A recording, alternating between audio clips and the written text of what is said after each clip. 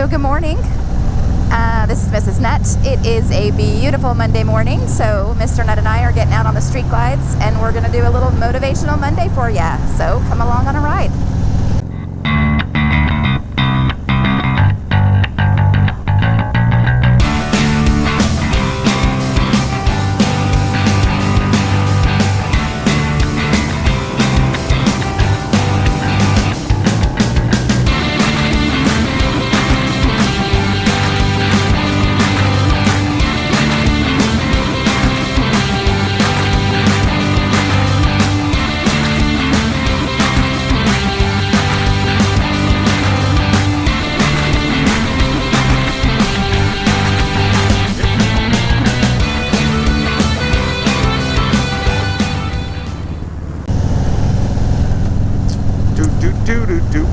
Hey, all right, so this morning we wanted to start this series, or I wanted to start this series in kind of like, you know, the way that I talk to my clients, the way that we talk to our clients. We're going to start today by challenging everybody to put out at least one piece of content, one piece of video content on your social media platform today.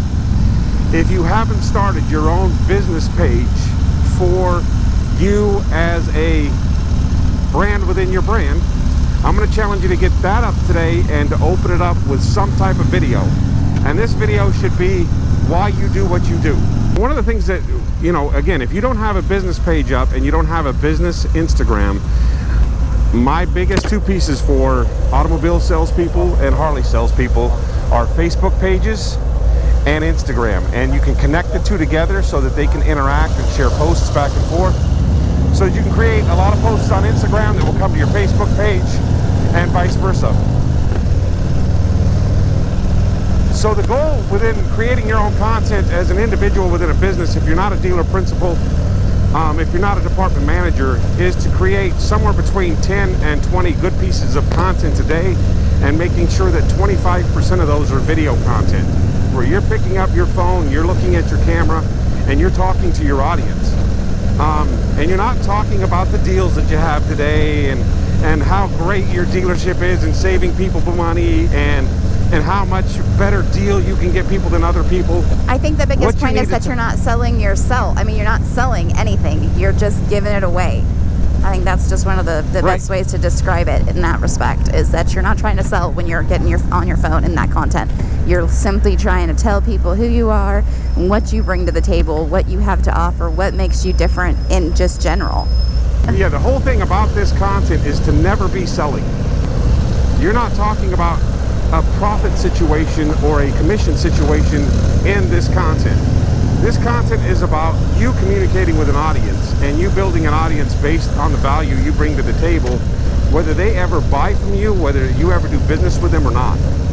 If you are a salesperson on commission working within a dealership, if you're a salesperson on commission working anywhere, what are you doing as far as a spend monthly on your own marketing? Are you boosting posts and promoting posts? Are you taking advantage of these platforms that right now have probably the lowest possible cost to spread your message to a wide audience within your region and to target an audience very specifically? How much are you spending each week to build a bigger audience and to make sure that people are seeing your content? As much as I love having an organic audience, the fact is, at some point in time, you need to put your stuff in front of more faces. And the one way to do that, and in all honesty, we're talking about somewhere between $20 and $30 on a Friday and Saturday, $15 a day to boost a post, to put up a post and boost it for 2 days, or to boost your best post of the week to a wider audience within your region. And I do encourage you to go regional, not just local.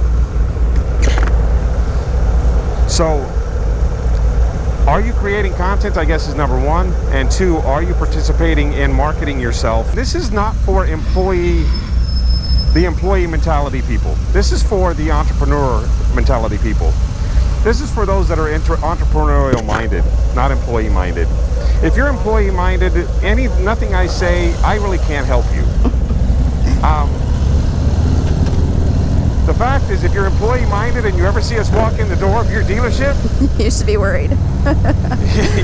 you might want to start packing your bags, because that's the first thing we try and flush out of a dealership are the employee-minded people. Those people who look at what they're doing as a job. Yep, they show up for their rather hours. than as their business. Right. Yeah. You know what? The beautiful thing that I love about this profession, the reason that we have taken everything we have and kind of pulled all of our verticals down to this single vertical, and certain brands within this vertical, to be really honest with you, is because we believe that these brands are the most likely to become very disruptive in markets. They're the ones that you can create the most noise and create the biggest audience of people who either own the brand and want something better out of it. They own a vehicle that is of that brand, and they want to personalize it, customize it, make it a better performance vehicle. Or there are people who may never own one but love the idea of following it. They just are a fan of the brand.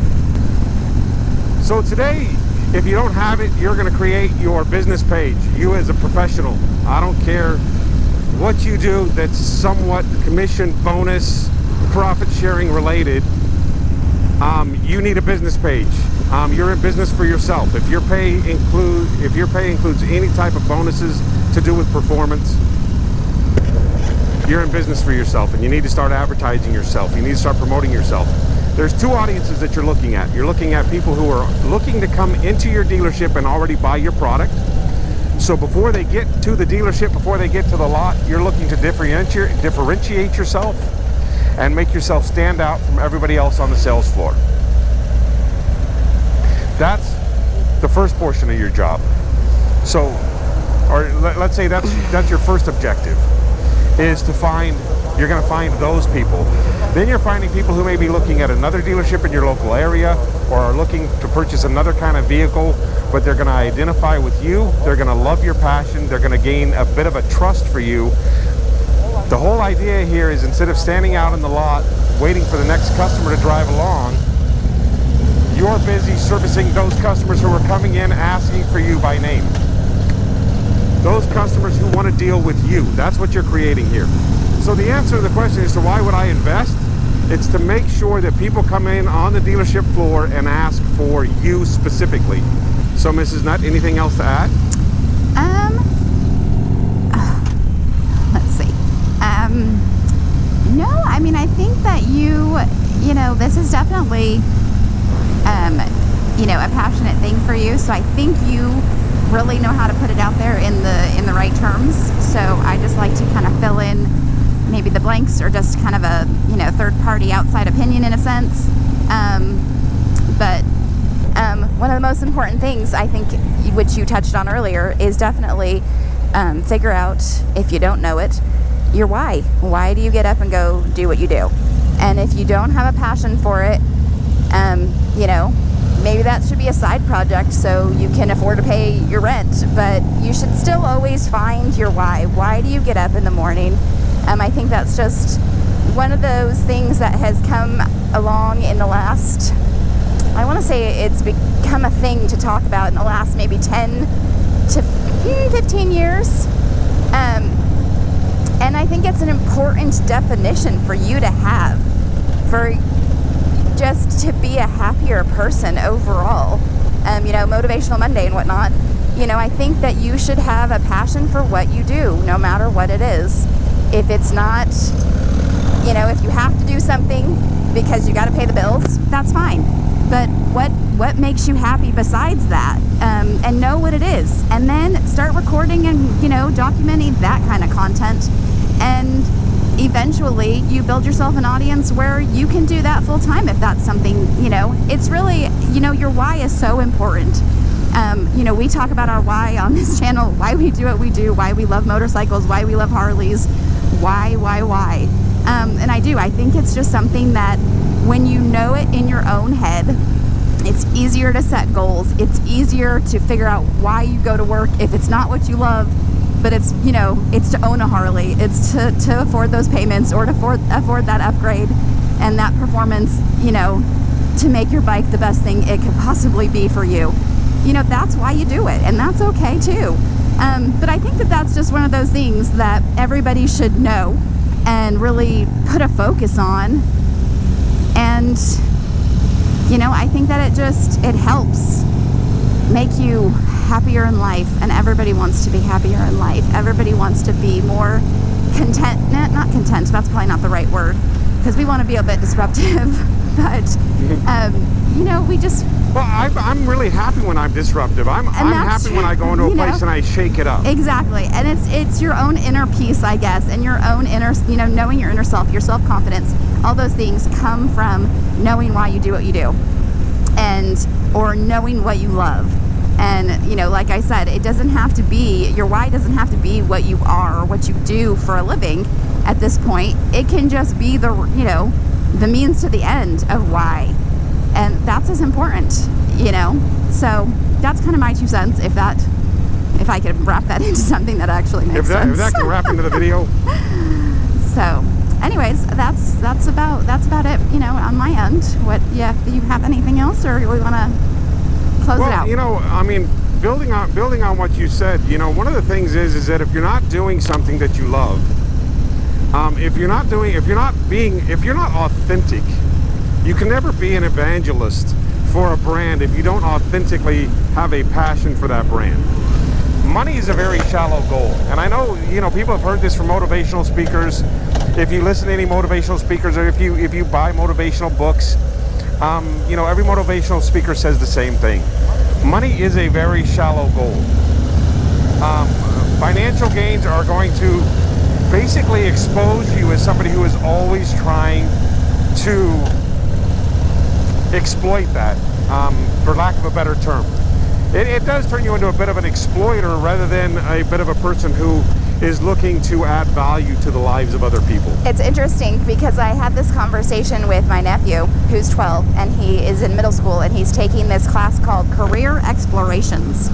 And they have to pick things, what's one career you think you would like, what's one career you don't think you would like, and all these things. And he and I were talking the other day, and he said, well, I think I would like to be, I think he said, a historian or something. And I was like, okay, what are you going to do with that kind of thing? And then we talked about, well, what about being a salesman? And I said, the thing about being a salesman is that you have to be the right kind of salesman. There, you can't just, there's that old saying that he's such a good salesman, he could sell ice to Eskimos. I said, and that's, but do Eskimos really need ice? And he said, well, no. I said, well, then you're kind of, you don't believe in what you're selling, and you're kind of manipulating people or exploiting people and trying to sell them something they don't need. And a good salesman is all about the value he brings and, in the process. The problem he solves. And the problem he solves, or the need he fulfills. Right. And that he's like, wow, you should teach this class. I'm like,